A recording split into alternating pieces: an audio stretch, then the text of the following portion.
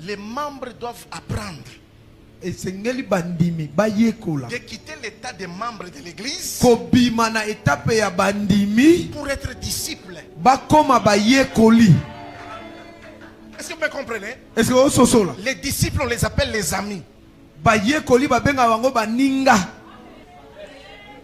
Apôtre, Thomas transforme ces gens de membres en disciples. Entre-temps, entre parenthèses, un membre, quand tu viens à l'église comme ça, en tant que membre, tu viens, tu t'assois, et puis tu pars. Les choses qui concernent l'église, le développement ou quoi que ce soit, ça te concerne. Les membres, de la même manière ils viennent, de la même manière ils partent. Les membres n'ont pas la force de supporter la capacité de l'œuvre. Les membres, ils sont effervescents. Effervescence. Ils cherchent l'onction. Ils cherchent les prophéties. Ils s'intéressent à la prophétie qu'au prophète. Est-ce que vous me comprenez? Mais un disciple, c'est un élève. Il suit les enseignements de son maître. Que le maître soit méchant ou pas, il est là. Église, est-ce que vous savez que Élie était l'homme le plus difficile à l'époque? Pour être disciple d'Élie, ce n'était pas facile. Moi j'ai un père spirituel très compliqué. Très compliqué. Puis des fois tu peux faire des choses, hein? Tu crois que tu l'impressionnes. Et puis pour qu'il te dise merci. Tu ne pas à 1000 morceaux, tu te casses. Et puis tu viens, tu dis papa j'ai fini. Voici la mission est là. Et puis il te dit, pasteur, donc tu as passé tout le temps là pour faire ce que tu as fait là. Et puis tu viens me dire, tu as même le courage de venir me dire. Mais il est toujours père. On ne change pas de père. Paul a dit on peut avoir plusieurs maîtres. Plusieurs mentors. On n'a qu'un seul père. Est-ce que vous me comprenez? Amen. Église de Dieu. Église de Dieu. Pour que nous puissions subir la transformation à l'église et que nous soyons effectifs dans le corps et dans les membres de Christ, nous devons quitter les parvis. Nous devons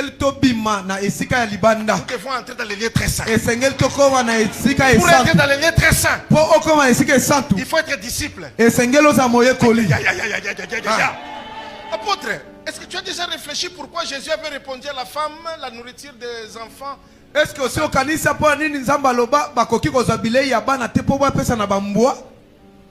vous savez pourquoi? Parce qu'elle n'était pas disciple. Il y a des nourritures réservées aux disciples. Est-ce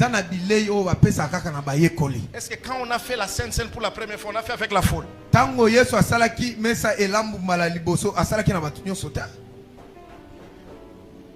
Il y a les disciples ce matin. Non, non, non. Qui est disciple? Qui est disciple? Apôtre, organise des séances de disciples-là. Forme les disciples. Les enseignements des disciples. Ils doivent être des disciples. Vous savez pourquoi les hommes de Dieu meurent vite? Vous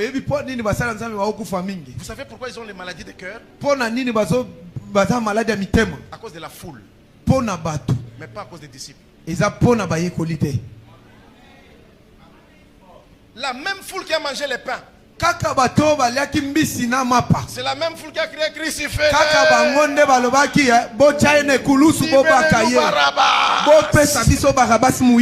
Notre voleur là on l'aime. Amen. Il faut être disciple. Les disciples appliquent les enseignements de son maître. Les disciples ne fuient pas l'église parce que le papa a un problème. Les disciples sont là toujours pour chercher est-ce que papa est à l'aise ou non.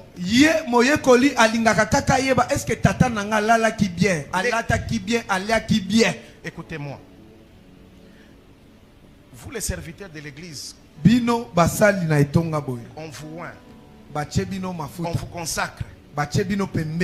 Même si vous devenez apôtre, même si vous devenez je ne sais pas qui, vous ne serez jamais collaborateur de votre père. Est-ce que vous me comprenez? Écoutez, c'est comme par exemple dans nos familles. Nos papas nous ont engendrés, n'est-ce pas? Mais est-ce que nos papas ont le même niveau social que nous aujourd'hui? Quand j'étais enfant, mon père était fort, il me soutenait. Mais aujourd'hui, moi j'ai beaucoup d'argent, c'est moi qui soutiens maintenant mon père. Est-ce que parce que je le soutiens, je deviens son ami? Est-ce que si je deviens lancé plus que mon père, ça signifie que je deviens son grand frère? Écoutez-moi ça c'est important.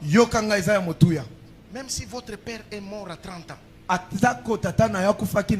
aujourd'hui toi tu as 45 ans.